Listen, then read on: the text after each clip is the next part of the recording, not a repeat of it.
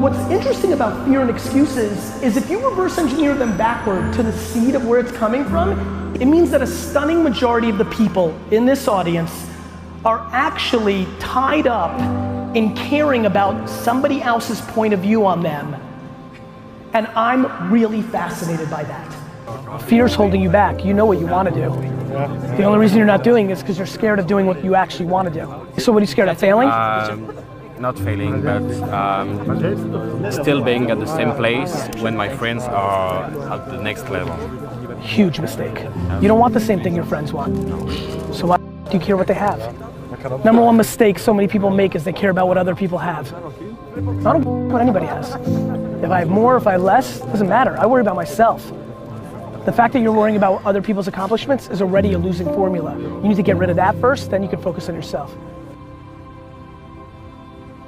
I would argue that well more than 50% of the people in this audience are here today because they worry about the way they would be judged by one and/or two family members in their inner 7, 8 people circle. If you're not feeling it, find new friends. I'm being dead serious about this. This one is real big for me. Who you hang out with is a huge deal. And again, these are all tried and true things, right? We've heard you're the whatever of the 5 friends you spent, like that's real. Add one new winner friend. Like, you know what I mean? Add one new winner friend and cut one loser friend. Like, yeah, I know he's been your boy since 4th grade, but he sits at home and smokes weed and plays 2K all day. Like, you can only love him so much.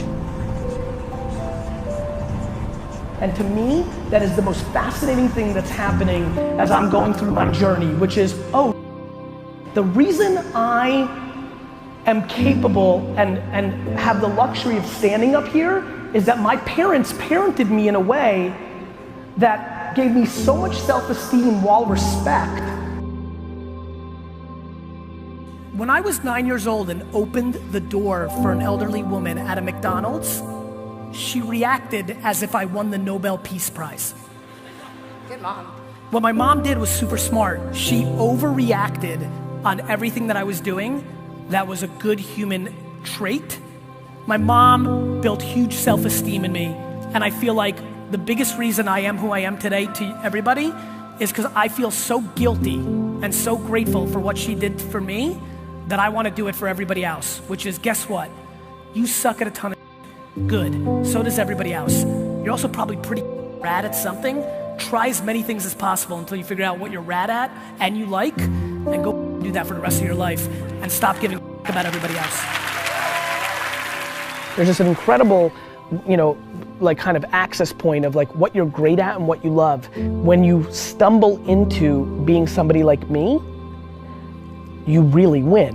When what you're naturally great at is what you naturally love the most, and away you go. And so I think what you need to do is taste everything. It's kind of like food. You don't know what your favorite food is if you only eat one food. So I would take advantage of your youth and your flexibility at this kind of age and try to taste everything, play with everything, figure out what you might be good at, what you might like, and then you make a decision. It's a very fine balance. I don't stand up here not giving a about what people think about me. It's just that I care just a little more about what I think about myself than everybody else combined.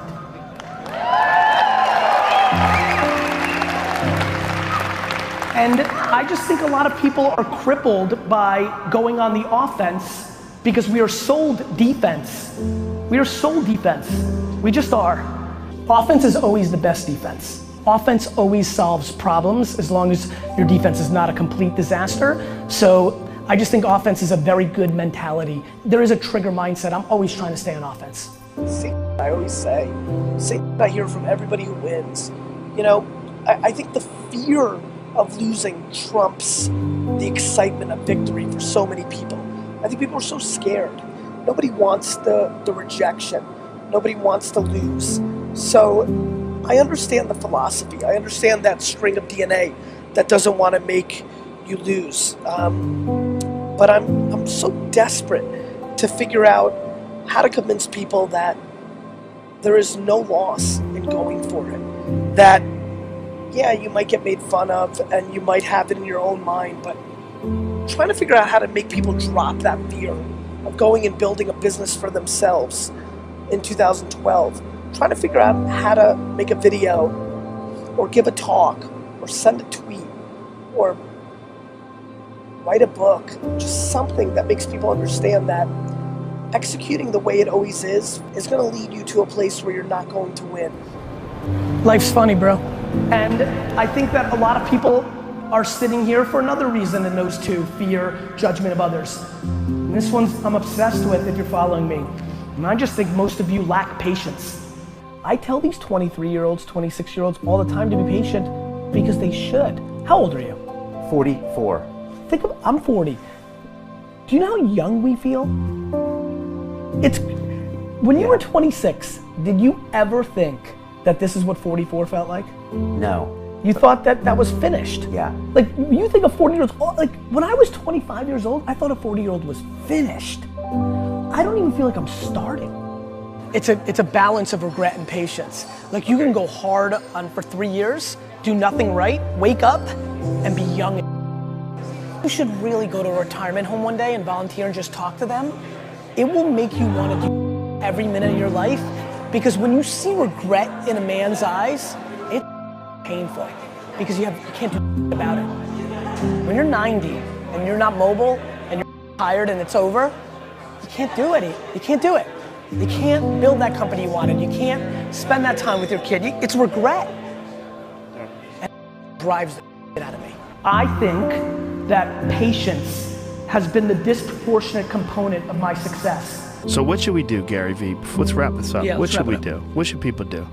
People should stop complaining. Right. People should figure out who they are. Good call. People should not listen to America propaganda of fixing the they suck at. They should be tripling down at what they're good at.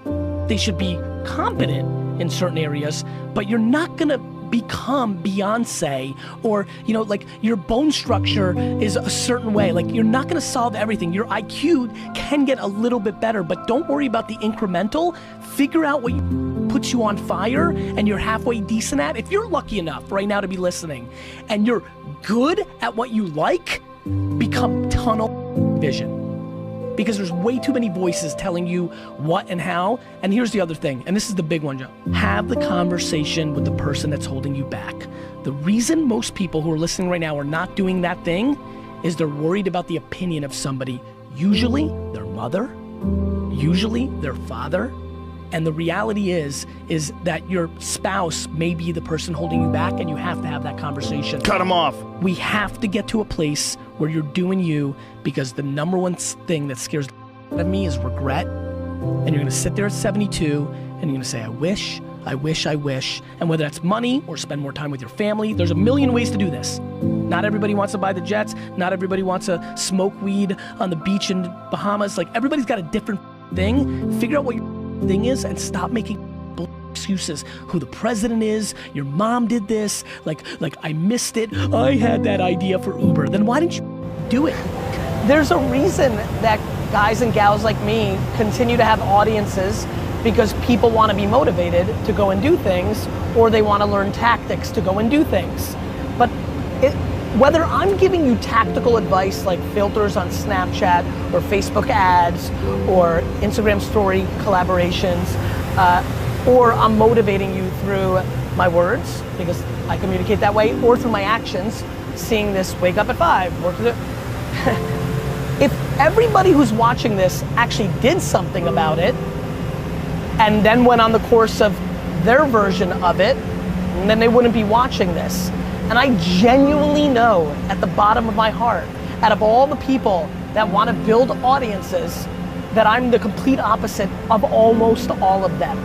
Because 99% of people that produce content like this and are out there like I am, the business of being that is what they are. I have businesses. I have Wine Library and VaynerMedia. I don't need your 14 bucks for my book, or to be in my course, or this and that. So I don't need to monetize you. So I then genuinely want you to never watch me again. The problem is, every time you guys are posting, do you know how many times I see on my Instagram, oh, I needed this today? And do you know how many times I see that person 9 months later still hanging around? If you needed it, then take it and do something about it. The reason there's gonna be 1 billion motivational views today on YouTube is that People love the feeling of being motivated. They don't like putting in the work to do something about the feeling. I hate the motivation me until you do something about it.